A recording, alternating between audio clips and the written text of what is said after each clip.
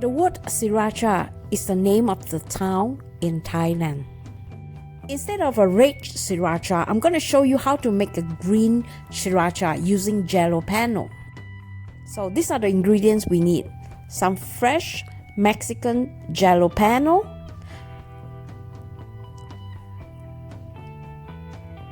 fresh garlic 4 pieces, sugar, Himalayan salt, brown sugar, white vinegar, and a sterilized jar.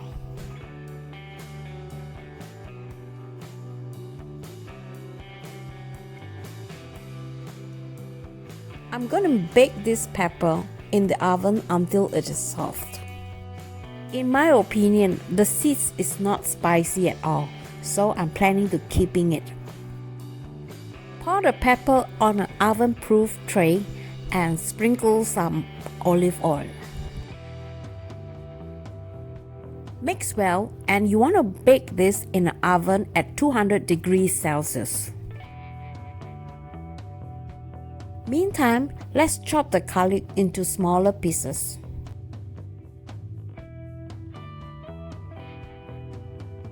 Oops, I heard the alarm from the oven. Now the peppers are ready to be used. If you like the jalapeno to be slightly burnt and more soft, you can continue to cook them or bake them in the oven for another 10 minutes. Did you notice there are some vapors in the mixer? Maybe I should have waited it to be cooled down completely. But anyway, it's too late now. Now, add the rest of the ingredient. Here are the garlics and the sugar. Next, the brown sugar, Himalayan salt. This mixture will be fermented between 2 to 9 days. According to the expert, this process cannot be skipped.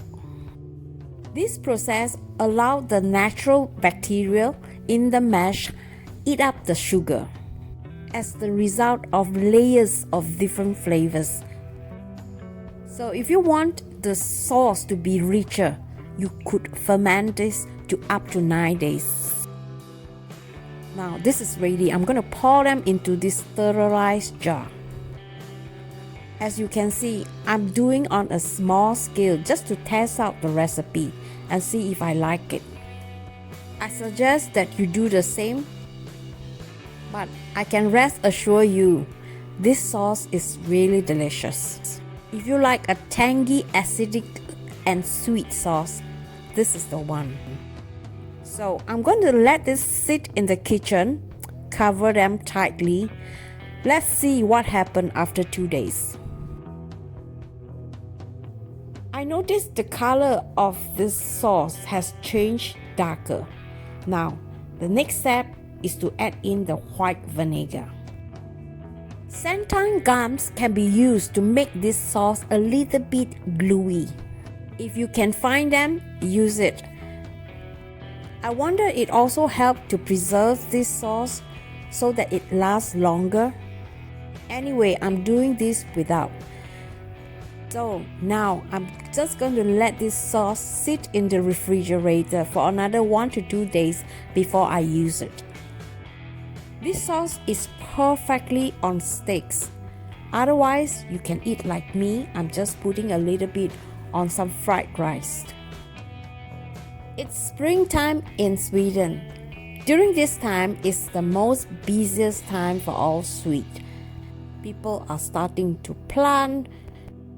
For me, I'm at home stuck with many old potatoes. I could either regrow these or preserve them for another 1 to 2 days in the refrigerator. One way to keep potato fresh is to cut them and put them in a big jar with cold water. With that potato, I'm going to show you how to make this delicious, my mother's favorite potato minced beef. My mom used to call this dish a poor man dish. And we used to eat a lot of this when we were kids. Promise you, it is really easy to make, and I'm going to show you now. So you just want to slice this potato into like half a centimeter thick. I always say, if you are hungry, cut the potato thinner so that it cooks faster. Next, you want to chop some ginger quite finely.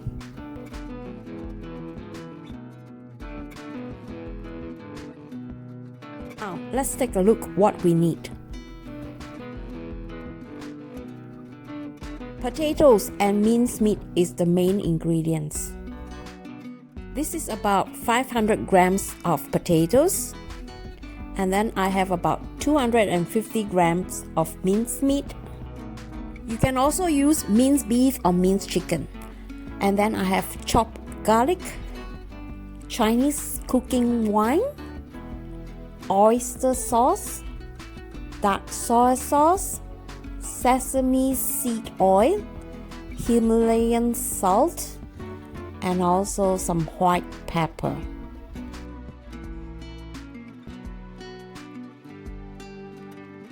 Now, on a hot pan, put some cooking oil and throw in the ginger. You want to saute them in medium heat. Brown the minced meat. If you are a vegetarian, you can also add some chopped tofu in this case. The meat should be cooked after 5 to 6 minutes.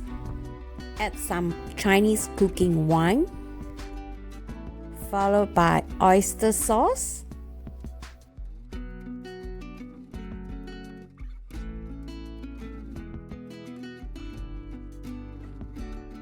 and then some dark soy sauce.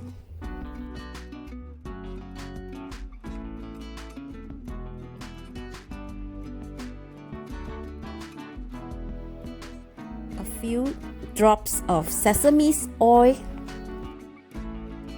salt and pepper. You want to cook this for at least 1 to 2 minutes before you add in the potato.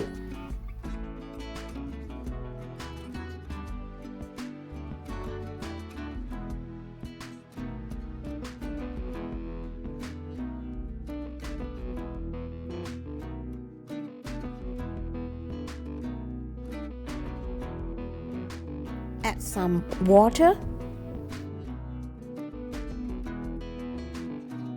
You want to add enough water so that it covers the surface. Now, this is to be cooked under lids for at least 15 to 20 minutes. Do check the dish occasionally just to make sure you have enough water. And make sure the temperature is not too high, otherwise the potato will be burned. Now let's take a look for the second time. Notice the sauce is reducing. Continue to cook this for another 10 minutes. Meantime, I'm gonna make the thickening sauce.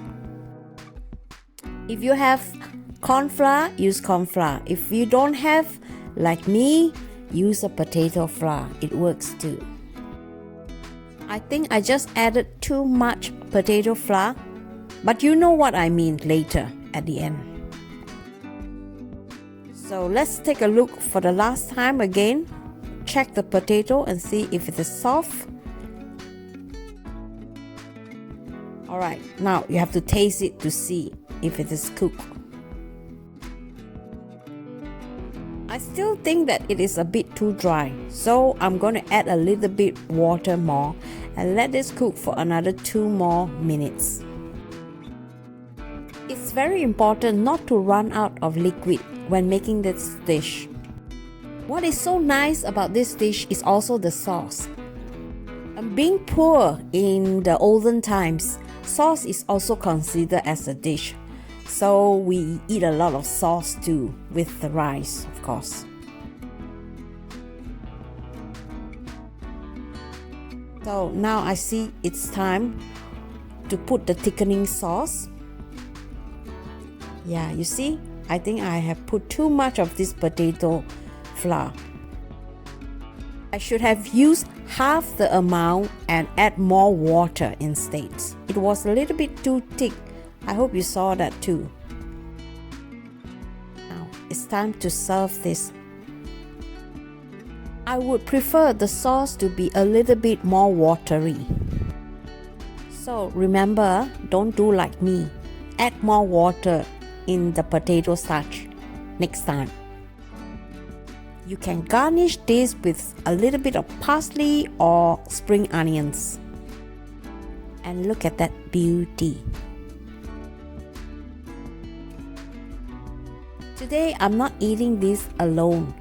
I actually stir-fried some cabbage. I think this will go very well, and as you can see, the cabbage is full of sauce. So that will make up my shortage of sauce in this dish. I really hope that you try this recipe, and if you do, please let me know in the comment. And if you still have lots of potato and do not know what to do, I'm going to show you how to make this on my next video. This is called bagadil, a Malaysian potato patty. Again, they are really easy to make, cheap and really tasty.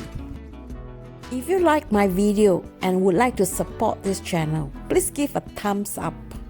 Kindly share this with your friends and family. And if you're new, remember to subscribe with the notification bell on. Do check out my other video too. Meantime, I hope to see you and be safe. Bye.